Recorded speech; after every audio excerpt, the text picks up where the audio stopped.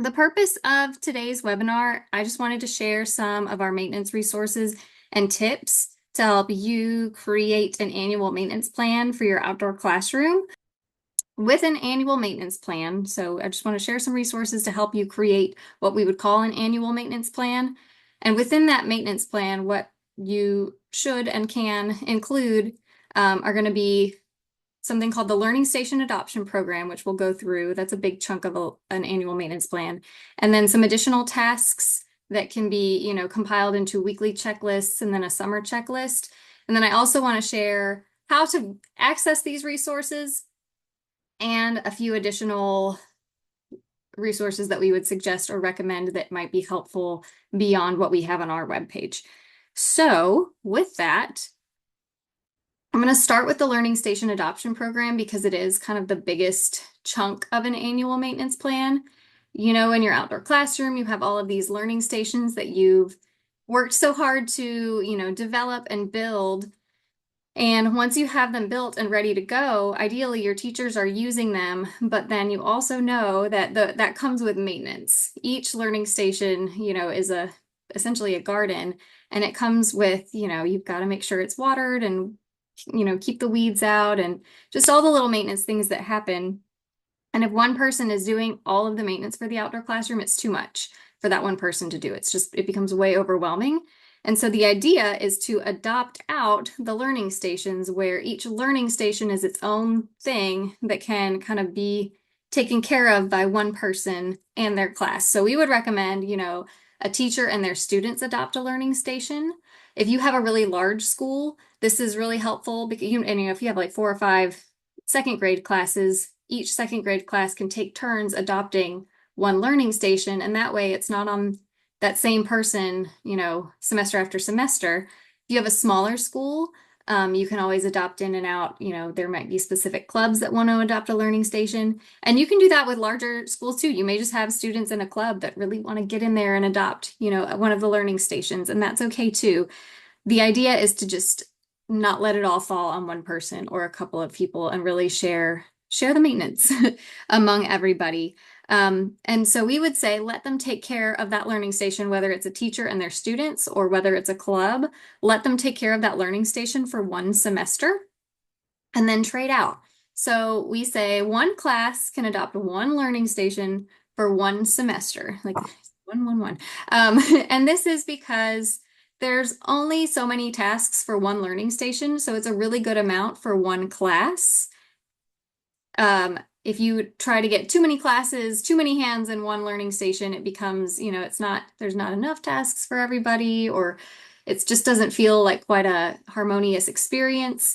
And so it also, having that one class take care of that one learning station, it kind of lets them feel ownership. If it's this one teacher's, second grade class taking care of the pollinator garden, they can say like, we took care of that garden and we pulled all the weeds and we watered the plants. It lets them kind of feel ownership of that learning station before the next semester happens and the next class adopts that learning station. And so that's why we say one class for one learning station. You definitely don't want one person doing the entire outdoor classroom, but you also don't want, 5 classes trying to take care of one garden. It's going to become too chaotic. So that's kind of the rule of thumb that we use. And then when you get into the Learning Station Adoption Program, you might say, well, how do I do this? What do I do to make it work? We have some steps, and if you just follow the steps, it's not too terrible. And so the first step would be to create a list of all of the learning stations that you have. Each school is a little bit different. We do have a template. I'll show you where to find the templates for, this, general list. But each school is a little different. Some schools have additional raised bed gardens. Some schools keep it on the smaller side and only have, just the core learning stations. And so you just want to have a list of everything that you have that needs to be adopted out by the teachers. So step 1, make a list. Step 2, turn that list into a sign-up sheet and pass it around at your first faculty meeting in the fall or the spring. So ideally, this would have happened in August of this semester, but if you haven't done this yet, you can still go ahead and do it. We still have a whole nother 3 months, 2.5, I guess 2.5 months of school before the winter break. but then do it again in January and make sure it goes out at the first faculty meeting and let everybody have a chance to sign up. You can do this on paper, or if your school likes a Google form type sort of deal, you can do this as an electronic sign up too. You know what works best for your school. So just do what works, do what works for your school. You'll notice too, if even on this little screenshot that I've got, we've got some grade levels listed out by the gardens. These are just suggestions. So we have correlated, we have activities that go along with our outdoor classroom. We've developed some activities for each grade level. And so the reason that we've kind of given these suggestions is because those learning stations can be used to teach science standards for that grade. So for example, kindergarten studies living and non-living things and the basic needs of living things. So the sensory garden is a really good place to do that. First grade studies similarities and differences between parents and offspring. Butterfly garden is a great place to look at similarities and differences between parents and offspring. Second grade does pollination and seed dispersal. Pollinator garden's great for that. Frog and toad habitat is a great place to study life cycles, and that's what third grade studies. Fourth graders, they go into adaptations. And songbirds, actually birds in general, are really good at having visible adaptations that you can see and learn about. And then fifth grade studies food chains and food webs and all those interactions. And so the log decomposition station is a really great place to look at, food chains and decomposition. And so those are suggestions. You do not have to stick to that. If you have a fifth grade teacher who really likes butterflies, they can adopt the butterfly garden if they want to. I mean, it's just suggestions.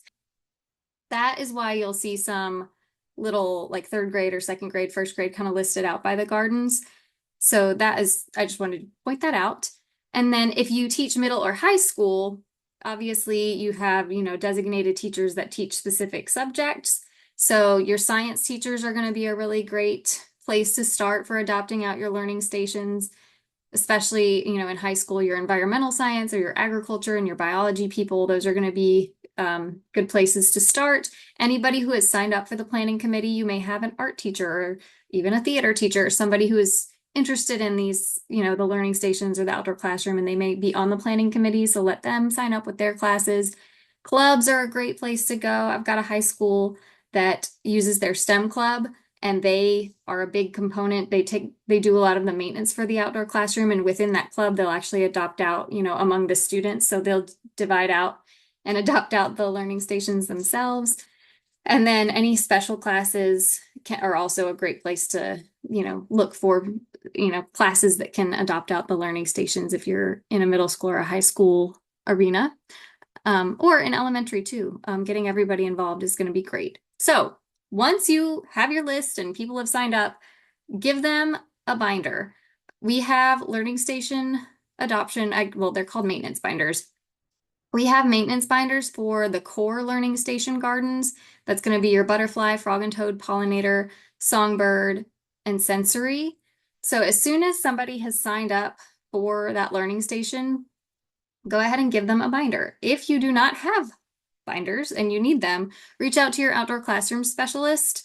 I know I have got at least one extra set. I might have a couple extra sets, and I know the other specialists usually have an extra set or two on hand. And if not, we have them at our headquarters, and we're happy to grab them and drop them off next time we come to your school. So just let us know if you need the binder materials. Otherwise, if you're just ready to go right now and you don't want to wait another day, you can print them from our webpage, and I'll show you where to find them. But just know that we can bring them to you. You can also access all of these materials on your own, and I'll show you how to do that. So in the binder, the first thing you'll see is an observation form. We used to call them adoption forms, but we've updated and we call them observation forms now. But really what it is it's a place for you to just put your name and put the date and what you did. What did you go out and do with your students as far as maintenance goes? It also has a place at the bottom for you to record any observations. So I know I was at a school, I was actually at Dolly Ridge a couple weeks ago, and they had caterpillars on their passion flower vine, and they had eggs on their passion flower vine, and there were tons of them everywhere. And so that would be a really great place to put down, oh, well, we saw, all of these caterpillars and eggs. And that way the next person the next fall might see, oh, well, mid-September, they were seeing these things. So I should be seeing these things soon. So it's just a place for you to record what you did, also any observations. In the binder, when you first get it, there will be one of these in the front and one of them in the back. That one in the back, I would recommend just throwing on the photocopier and sticking a bunch of blank pages in the binder. You can also print them from online if you accidentally use the last one. No big deal. You can print a new one.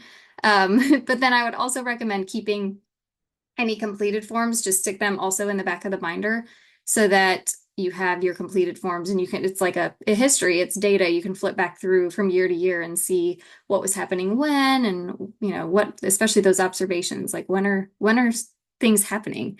So that's the observation form. There's also the next page is going to be what we call a learning station plant ID map. And this is just going to be, so if this is your butterfly garden, it's a place for you to sketch out what plants are in your butterfly garden. So I put a little example in here. It's luckily most of the gardens are rectangles, so it's not too tricky. You can even scale it if you want to, but really just to show what the garden layout is and which plants are where, like which plant is in each little box or section of the garden, because that will go along with the next few pages are going to be the quick facts sheets for those plant species. So let's say bee balm is one of your plants in this garden. It's got a little quick fact sheet for you so that if you're looking at your garden and you know that bee balm is supposed to be in this last little area, maybe it's in this right hand little section. If you're looking at that section, the plants should look like this and they should follow those characteristics. And it's got characteristics for the leaves, the flower, the seeds, and then it's got maintenance notes, especially for like any type of shrubs or anything that needs to be cut back. It'll have that listed and when you should do that. So it's helpful because it'll have that, description. If you're not sure what bee balm is, you've got it right here in your binder. And if you look at your garden and you see something that doesn't look like bee balm in this section, you can pull it out because it's not supposed to be there. Or alternatively, if your bee balm has gone mad and is all over in these other sections, you don't want it over there and you can pull it out from there. So it's another way to make sure that you know what you're looking at to help you feel more comfortable and confident when you're out there in the garden pulling weeds to making sure what's a weed and what should be in each section. So that's the quick fact sheets. Right behind the quick fact sheets, you'll have this leaf and flower shape arrangement and common flower shapes. These are just going to be descriptions for the common characteristics of leaves, including, what shape is the leaf, what arrangement, what do the edges look like, how are they, is it opposite or alternate? Same thing with your flowers, what flower shapes you have. These are the same words that are going to be listed on that quick facts sheet. So when it's talking about your leaves, it's going to use some of these words. If you don't know what they mean, you can come over to this sheet and check them out. Make sure you know what you're looking at. So that's going to be your leaf and flower shape sheet. And then behind that, you're going to have a spring and a fall maintenance checklist. So right now we're in the fall, so I stuck a fall one on here. But this is just your butterfly garden fall maintenance checklist. So it'll tell you, in October, if any of your plants need to be divided out, you can divide them. You can replace any perennials if needed. This is a great time to plant. Fall is a really great time to plant to get those roots established before the next spring. So it just kind of has a month by month checklist of what you should be doing for that specific garden. And then if you need to edit any tasks, you certainly can.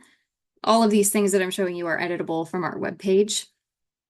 Step 4 doesn't necessarily have to be step 4. This really happens in conjunction. As soon as you've built an outdoor learning station, you can be doing activities, but on our webpage, it is listed as step 4. So I did want to include it here. I'm not going to go too far into the educational activities because we're sticking with maintenance today. We don't have too much time, but just knowing that we do have educational resources that you can use and access. And this goes back to the reason we have sorted out, recommended first grade adopts the butterfly garden is because we do have 2 activities online that go right along with the standards.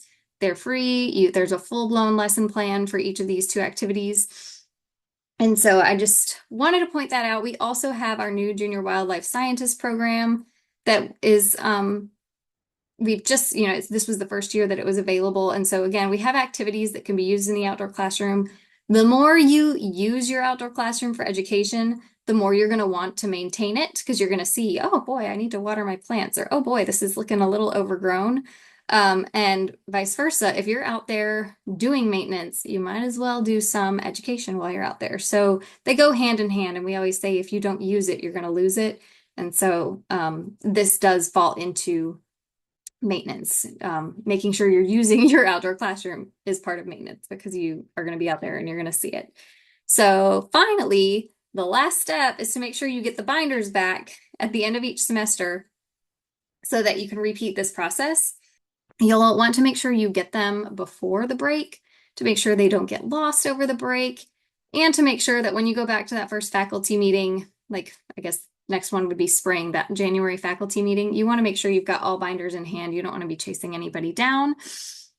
But that's really the steps for the Learning Station Adoption Program. And like I said, we've got all of those materials for the core learning stations. You may have some additional learning stations that can be adopted, like the annual gardens or themed gardens, or even additional perennial gardens. You may have a pitcher plant bog or a rain garden that needs to be taken care of. And so what you can do is use the online resources, those blank observation forms, any of those checklists you can edit to make.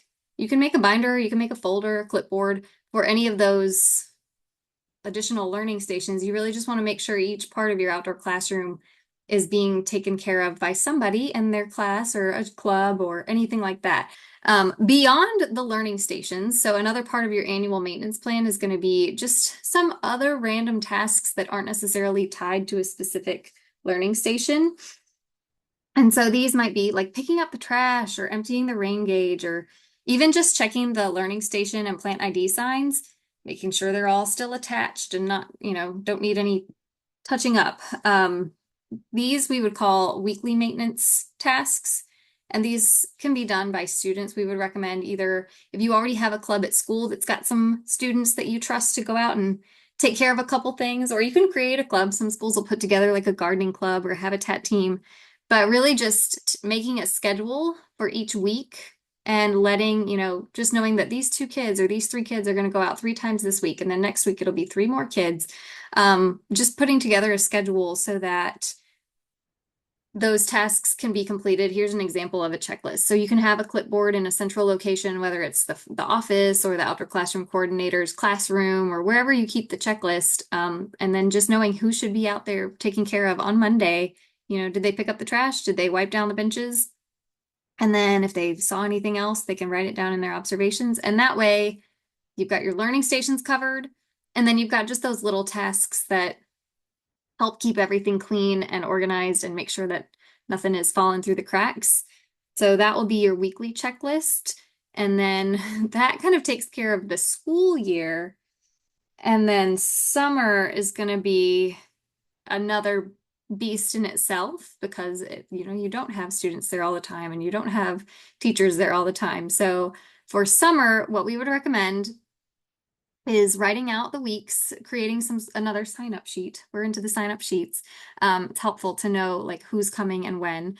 But there's, what is it, like 9 or 10 weeks over the summer that you have. So just writing out the weeks that you're not in school, and then making sure recruiting, whether it's a student and their parents or year-round staff or clubs, just making sure that it's people that you trust and will show up. So let's say there's a family and they've decided that they're going to do June 22nd through 28th. That week is covered and that family can go on vacation all the other weeks of summer if they want to. But just knowing that you've got all your weeks covered and it's not falling on one person, because again, it just becomes cumbersome if it's the same person going up there, week after week, then they don't get to, enjoy their summer. So make a schedule, know who's coming. And then we do have checklists online that you can download. So let's say I've signed up for week 1 for my school. I've got my 3 days that I'm supposed to go up there and it tells me, did I water the gardens? Did I, water the log decomp station? Have I cleaned the bird feeders? It's making sure that your gardens don't get neglected and your bird feeders don't get neglected. It's great when there's fruits and veggies. If you have a fruit and veggie garden, it's really fun for them to see what you like, see it growing and then take it home. And then of course, if it's rained, they might not have to water the gardens. If you had a big, nice rain, then that takes care of watering the gardens for one day, which is kind of fun too. So that's your summer checklist. I do want to show you where to find these on our webpage, and then we'll just look at a couple of other resources. So when you go to, can you guys still see my screen? Oh boy, the drop down. When you go to the Alabama Wildlife Federation's webpage, alabamawildlife.org, this little orange butterfly is our icon. So anytime you want to get to any of our resources, just click the butterfly. It's always up here as well. So if you've gone somewhere else on the webpage, you can always get back to the outdoor classroom by clicking on the butterfly. And then we have a ton of resources. We have a ton of information on here. But if you click maintenance tips and resources, I basically took this web page and put it into a PowerPoint to make it a little more digestible. So really, I started with the Learning Station Adoption Program. You've got your sign up sheet. You can download it. You can edit it. It's got all the steps that you need to follow right here. It's got that, it's got the maintenance. If you want to click down to the maintenance binders, you can. It's got those activities that I mentioned. They're all linked right here. So if you wanted to dig deeper into the activities we have, there's also a full activities quick link up here if you're like, oh, activities, I want to go look at them. Beyond that, it's got the maintenance binder materials. So if you need more observation forms, they're right here. If you want to edit the observation form, it's right here. Plant ID map, that little grid where you can sketch out if you need to redraw it or something, you can print a new one here. The quick facts sheets, I do want to show you how to get those because there's a bunch of them. So if you click on that link, it's going to take you to our Dig into Plants homepage.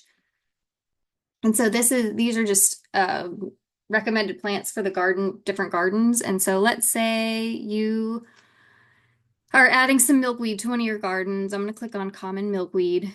This whole web page, if you have a plant ID sign, it's going to link to this web page. That QR code that you scan out in your plant ID sign will link to this web page. But to get to that quick fact sheet, you just scroll all the way down and it's right here. So you can click on it and print it out. And this is the same information that's on the web page. It's just consolidated, condensed. So that is the quick fact sheet. And then that chart I showed you is right there, more observation forms. So that's all of your Learning Station your maintenance binder materials.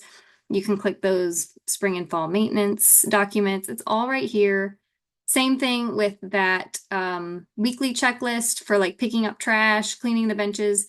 You can download the Word doc. You can download it as it is and just go, or you can download it as a Word document, edit it to your needs, maybe update the dates, and then go from there. And same thing with the summer checklist. You'll probably at least need to edit maybe the dates, but other than that, you can, download and go from there. So that's how you get to our resources on our webpage.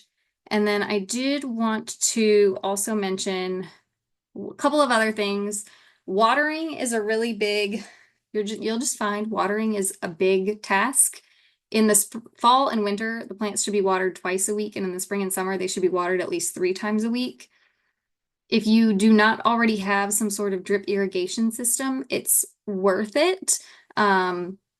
It saves time from lugging around watering cans, and it saves water. If you just have a sprinkler running, it's not super efficient. And so if you need help, or if you would like to get a drip irrigation system, let your outdoor classroom specialist know. We can help you kind of plan out and map out how much tubing and materials you'll need, and we can kind of lay it on top of the site map that you have. And so just let us know. That is one of the big things for maintenance that can be kind of a time saver. And then if your school system will let you put it on a timer, that would be even better. Watering in the morning is really great before it gets super hot. It's just, again, more efficient for the water. So if you can do a timer in the fall and winter for like Tuesday and Thursday, and then in the spring and summer, Monday, Wednesday, and Friday, that would be really great. If we're in a drought condition, you might want to set the timer for a full hour instead of 30 minutes. Again, just talk with your outdoor classroom specialist and your school maintenance department to make sure it would all be okay. And then just making sure every 3 to 6 months, making sure everything's good and all the plants, making sure no plants are getting neglected would be really great. And then beyond that, some additional resources. So make sure you're using our resources. We've tried to keep them real easy and approachable and accessible. Alabama Cooperative Extension System also has a ton of great resources. I'll pull up their website and show you the 2 little clicks that are great. But their directory and their topics tabs are the ones that I use the most. So get to know your local extension agent, and you can do this by using that directory tab. And then you're looking for your home, grounds, or gardens, homes, and pests. Pests. That's the people you're looking for. So if you go to their website and you click on directory, it pulls up you can click on the map, or you can click on the county name here, or you can just click on the county here. I'm going to click on Jefferson County. You can scroll down and it's got all of the extension agents listed out, and it'll show what type of extension agent they are. And so again, you're looking for that home grounds, gardens, and home pests. So, and there's usually a couple of them. So like we had one, here's another one, here's another one. And so they usually have a couple per county. The other tab that's really great on their website is the topics tab. And you can kind of look at, just click on, this is where they have their published online resources. So if you want bees and pollinators, you can read all about any of their publications about bees and pollinators. So those are the two tabs that I've used the most. But beyond that, I just wanted to keep today simple. So I have gone through our Learning Station Adoption Program and the annual maintenance plan, and then shown you how to access those on our website. Use your extension, use the extension website, use them. They're a great resource. But really and truly, if you can make maintenance easier, that's going to be helpful in sustaining your outdoor classroom and increasing the use of your outdoor classroom as an educational tool. Those two things do go hand in hand, like I mentioned. But if you can do those two things, your outdoor classroom is going to be a really great project from year to year. It's just going to be a sustainable, ongoing project.